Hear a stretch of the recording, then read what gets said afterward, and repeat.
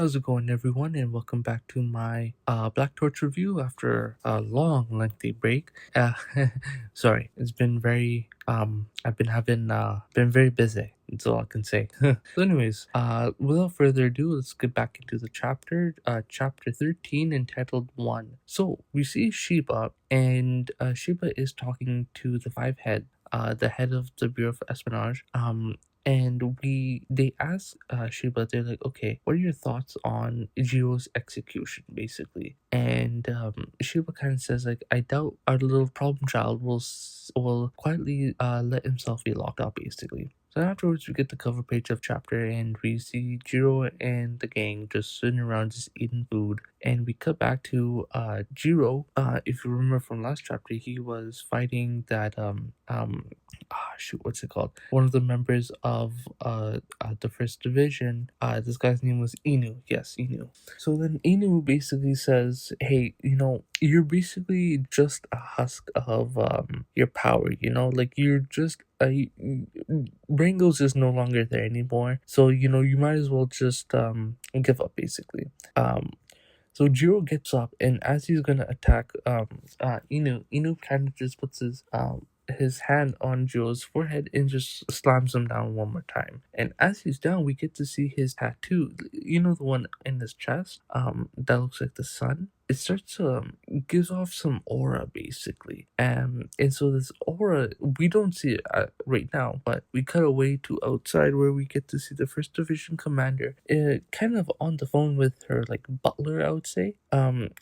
Tokidia. Yes, Tokidia. I'll call him Tokidia. And his butler picks up, was like, "Oh, good day, Chief Kisumi," and they kind of talk. And Kisumi is asking, like, "Hey, did you get the person I asked for?" And the butler is kind of like, "Yeah, we got him in his espionage gear, and he's coming right away." And as this phone call is happening, Imui kind of just gets blown out of the little shelter that he's in, because Jiro and Imu, they're kind of fighting in like this warehouse shelter. And Kusumi, yes, Kusumi gets in her other division member was kind of standing outside. So Imu gets blown out of at the warehouse, and we get to see Jiro walking out, and Jiro is now using his cloak that he used against that Mononoke a few chapters ago. Where he has his claws, and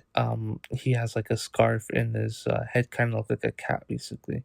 And we get to hear that the butler kind of hears this and like, "Oh, it seems like there's been a sudden turn." And he's saying this to the person who the captain requests for, and the person who he requests for is like, "Oh, that brat." And they kind of just stop the car right there, and they just take a direct route. So they stop the car, get out, and they just start bolting it. They literally start running through the woods to get to where Jiro is at.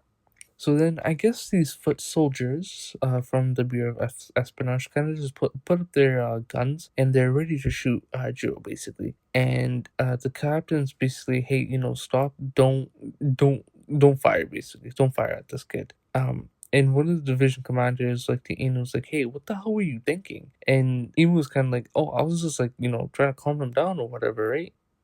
So the division commander is kind of just thinking to herself. She's like, "Damn, I think something like this would have happened sooner or later, but because of the stress that grew from his loss of control." So I believe she's thinking that when Jiro is stressed out, that he starts losing control of his abilities. So Imu's kind of like, "Okay, you know what? I'm gonna actually take you down now." And so right after that, we see Jiro just going straight after Imu. Like it looks like he pierced his like body, but in reality, he only just cut his suit because he dodged out of the way. And this is kind of funny. This kind of made me chuckle. Ian was like, "Oh my god, this is my only suit. How dare you just rip it apart?" And he punches Jiro right square in the jaw and sends him flying. And afterwards, he says, "Damn, I didn't even put a dent on him." Well, either way, it's pretty obvious that half-ass isn't gonna stop him.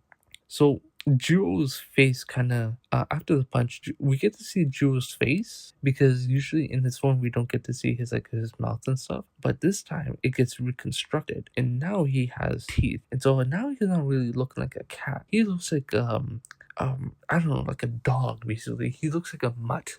And now Jiro is opening up his mouth and is gonna blast away a damn Biju Dama. This man is conjuring up a nine tailed beast bomb right point blank at Emu. And he does fire it. It's not a matter of fact if he doesn't fire it. No, this man just fires it. But it wasn't as powerful as you thought it was. And afterwards, Jiro goes after the division commander using his scarf tail type thing. And as he attacks the division commander, he's stopped by both one of the other commanders and the butler. Basically, I can't remember this guy's name actually. I'll just call him the butler. And because the butler arrived, we also get to see who the commander also wanted. And we get to see that who she wanted was none other than Jiro's grandfather. And so Jiro doesn't really recognize grandfather, but still goes and attacks him. So he does attack Jiro, and grandfather basically gives him a good uppercut right up his jaw. So Jiro already should be suffering some brain damage because of that. 2 shots to the jaw and good shots too. That's pretty insane.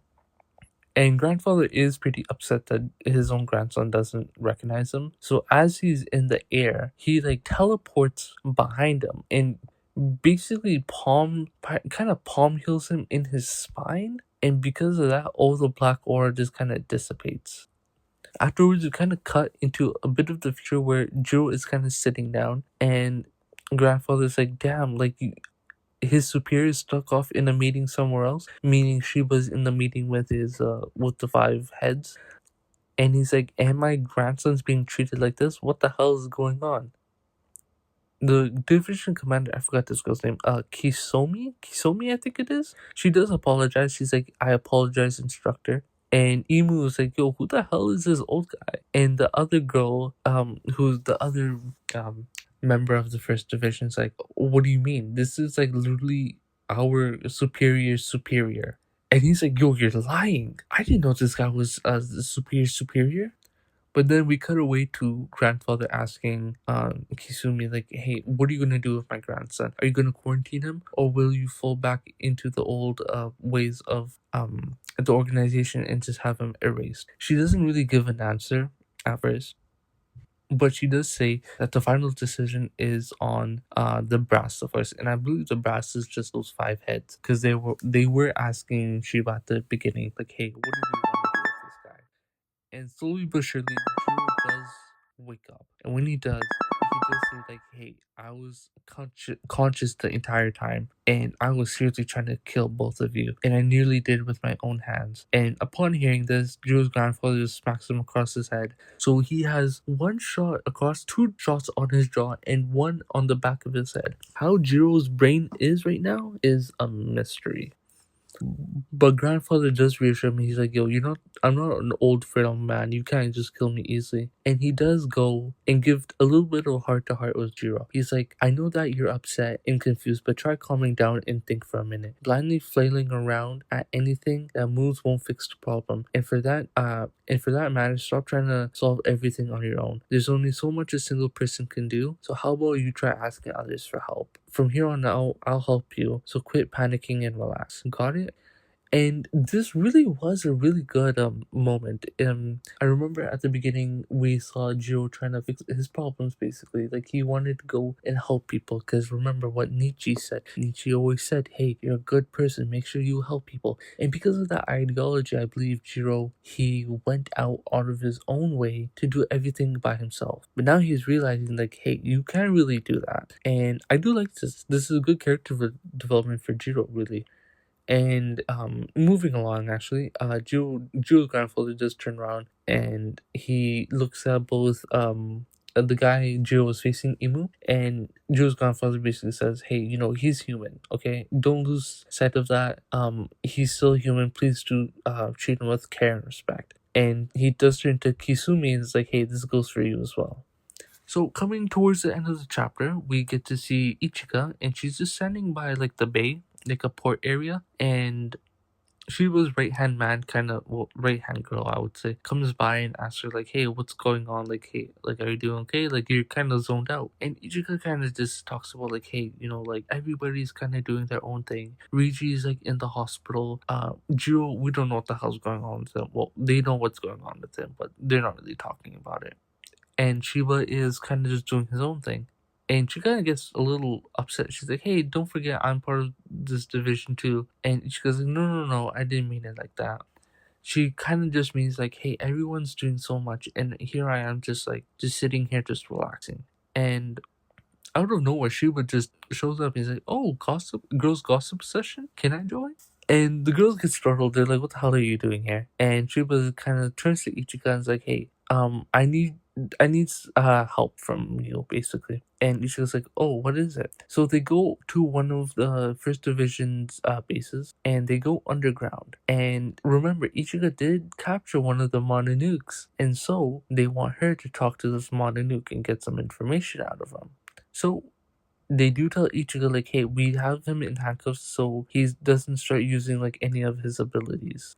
Ichigo agrees and walks into the jail cell that he's in, and as it closes down, she's under his illusion abilities. And Ichigo's like, "You're supposed to be in shackles. How are you able to use your powers?" And the Mononoke basically is like, "Oh, my powers are illusions. Basically, did you forget? I can just make them think I'm wearing these chains," which is pretty smart. I won't lie. That's some pretty smart things. I mean, anybody who has illusions, if somebody's gonna take away those powers, you just have to pretend that you're